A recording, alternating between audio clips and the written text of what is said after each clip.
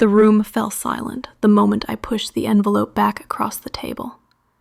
My daughter-in-law's manicured hand froze midair, her eyes narrowing like daggers when I calmly said, "I won't fund your lavish party." Gasps erupted, tension crackled, and then her hand flew. The sting of her slap echoed louder than the music playing in the background, and every guest's jaw dropped. They thought I'd break, but they didn't know me. Before we dive in, drop a comment with where you're watching from, and don't forget to hit subscribe for more videos like this. Let's begin. "Are you serious, Karen?" she snapped, her voice sharp enough to slice the air. "This is for my anniversary and you're refusing? You're humiliating me in front of everyone." I didn't flinch. "No, Melissa. I'm refusing to let you treat money like confetti while your in-laws' bills are stacking up. A party worth tens of thousands? That isn't celebration. It's vanity." The guests whispered, eyes darting like they were watching a courtroom drama unfold live. Melissa's face twisted, and then came the slap. Gasps rattled through the hall. My son Aaron froze in shock, unable to process what had just happened. I touched my cheek, steady, refusing to crumble. Inside, yes, it burned. But the humiliation wasn't mine, it was hers. "Enough," I said, my voice firm. "If you think respect comes from how much money you burn, then you're mistaken. Real respect comes from kindness, from how you treat people, not from chandeliers and champagne fountains."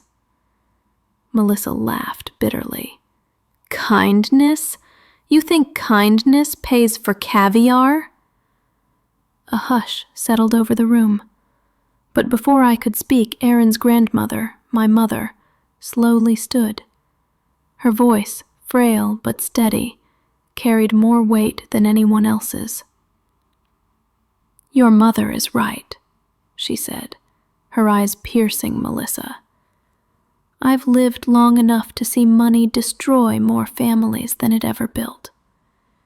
If you can't see the gift she's giving you, then you're all..." "Ask you something. What's the purpose of this party? To honor your marriage or to parade your wealth?" Her jaw tightened. "Both. Because in this world, people only respect success, and I refuse to look like some plain woman with nothing special to show. My friends, my family, they expect grandeur. If you won't pay, you're making me look like a fool." I leaned forward, my voice low but sharp. "No, Melissa. You made yourself look like a fool the moment you raised your hand to me." The whispers around us turned into full-blown chatter.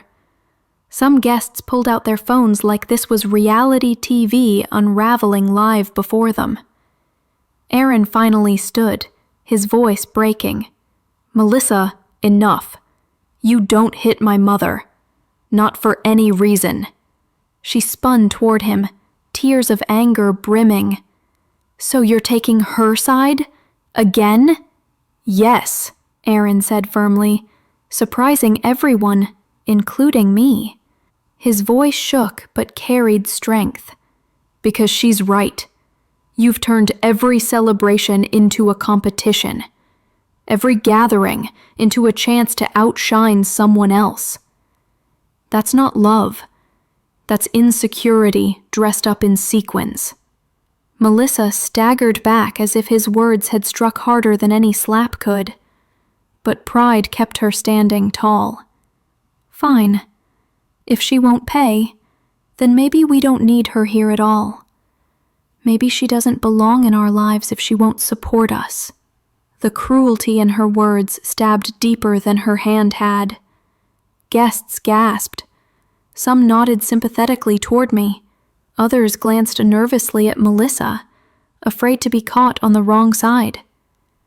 I rose slowly. My voice didn't tremble. It rang clear. Melissa, let me tell you something my late husband told me before he passed. He said, "Money can buy a party, but it can't buy peace at the table." And I'll be damned if I sit quietly while my family loses its peace over champagne glasses and ice sculptures. For a moment, no one spoke.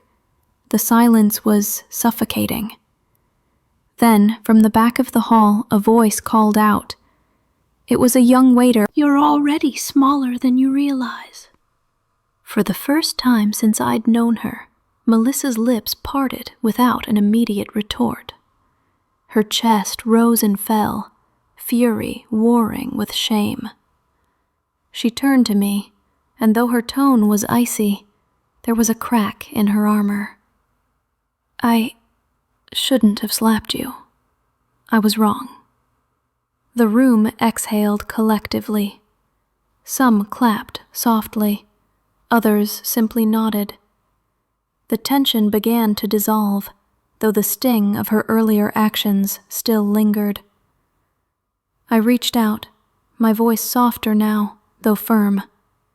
"Melissa, I'm not your enemy. I want your marriage to thrive. But thriving doesn't come from spectacle. It comes from compassion. If you can't learn that, you'll never know true happiness, no matter how many parties you throw." For the first time, her eyes flickered, not with rage, but with doubt. She swallowed hard, then sat down quietly. Aaron came to me, his hand brushing mine. His eyes glistened. "Thank you, Mom, for standing firm. I should have spoken sooner." I squeezed his hand. Better late than never. The waiter, bless his heart, approached me after the crowd slowly turned back to their meals. He whispered, "Thank you for saying what so many of us feel but can't say. I'll never forget this." I pressed a 20 into his palm and whispered back, "Kindness costs nothing, son. Keep giving it. It'll come back to you in ways you can't imagine." His eyes shone as he tucked the bill into his apron. But as the night dragged on, I couldn't shake the feeling that Melissa's apology was just words. Her pride wasn't done fighting yet. And I knew the storm in this family was far from over. The evening dragged on, but it didn't feel like a celebration anymore. The orchestra kept playing, the servers kept moving between tables, and glasses clinked faintly here and there, but the mood had shifted permanently. Everyone had seen the crack in the polished surface Melissa had tried to present. "Last candle burns out." His jaw tightened, but he nodded. He understood. Melissa lifted her wine glass, tapping the crystal with her fork. Her voice rose above the noise. "Ladies and gentlemen, I think we've had enough drama for one evening, haven't we? Let's put this little misunderstanding behind us.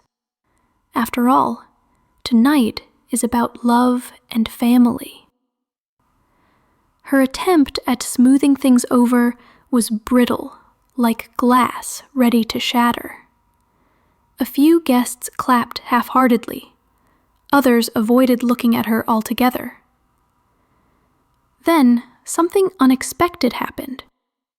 From the far side of the hall, a middle-aged woman stood up. She wasn't a guest of honor, just one of Aaron's co-workers who had been invited along with her husband. Her voice trembled, but it carried. "Melissa, love and family don't look like what we saw tonight. I've been married 20 years. We never had the money for big parties or fancy things. But my husband stood by me through sickness and job loss. That's family. And the way you treated your mother-in-law, she shook her head, eyes filled with disappointment. That isn't love. That's pride. A murmur of agreement spread like wildfire through the tables. Melissa's smile faltered. Aaron shifted uncomfortably, clearly torn between defending his wife and acknowledging the truth in those words. His hand twitched toward hers, but she pulled away, refusing the comfort. I finally stood, my voice steady and clear. Melissa, let me tell you a story. Years ago, when Aaron was just a boy, he begged me to throw him the biggest birthday party in the neighborhood. I couldn't afford it. Instead, I baked a cake from scratch, invited a handful of kids, and decorated our living room with streamers made of torn-up newspapers. He cried at first, but by the end of the day, those kids were laughing so hard the walls shook. And Aaron told me later, "Mom, that was the best." Respected. And me? I was always the girl nobody noticed. If I don't make everything grand, I'm invisible again. I won't go back to that. And suddenly, I saw it. The root of it all. Not greed, not cruelty. Fear. A fear of being insignificant. I took a step toward her, my tone gentle now. Melissa, listen to me. No one remembers the size of the party. They remember how they felt at it. They remember if they felt welcome, if they felt loved. You're not invisible. But if you keep chasing attention this way, you'll lose the people who matter most. Her chin trembled. For a moment I thought she might crumble. But then, pride surged again. She turned sharply, grabbing her purse from the chair. "I don't need this," she spat, her voice cracking. "I don't need anyone's lectures." Gasps followed her as she stormed toward the exit, her heels clacking against the polished floor. Aaron started after her, but I touched his arm. Let her go. Chasing her now will only feed her fire. She needs time to face herself. He hesitated, then nodded reluctantly. The rest of the evening passed like a shadow of what it had been meant to be. Guests quietly filtered out, murmuring their goodbyes, their faces etched with the weight of what they'd witnessed. By the time the hall was empty, only Aaron, my mother, and I remained. The waitstaff bustled about, clearing plates, whispering quietly to one another. Aaron sat heavily in a chair, running his hands through his hair. "Mom, what if this is it? What if tonight is the breaking point for us?" I sat beside him, placing a hand on his shoulder. Marriage isn't about perfection, Aaron. It's about endurance. Melissa is flawed, but so are we all. Tonight she showed her worst self. The question is, can she face that and choose to change? Only time will tell. But don't give up on her yet. Sometimes the ones who lash out the hardest are the ones who need love the most. His eyes welled. Even after what she did to you, welled in my eyes, though I kept my voice steady. Melissa, do you know what real strength looks like? It's standing here, admitting you were wrong. That's worth more than any diamond necklace. She broke down, sobbing into her hands. I guided her inside, setting the flowers gently on the table. Melissa, I said softly, You're not invisible. You're part of this family. But respect won't come from extravagance. It will come from how you treat people. And if you want, I'll help you learn that." She nodded through her tears, her voice trembling. "Please, help me." Aaron appeared in the doorway, his expression torn between relief and disbelief. He crossed the room and wrapped his arms around her, for the first time in weeks, without hesitation. In that moment, I realized something. This wasn't about revenge or pride. It was about redemption. Melissa had a long road ahead, but maybe, just maybe, this was the turning point. And as I watched them cling to each other, I felt something I hadn't expected after that humiliating slap. Peace. Because kindness had done what anger never could. It had planted the seed of change.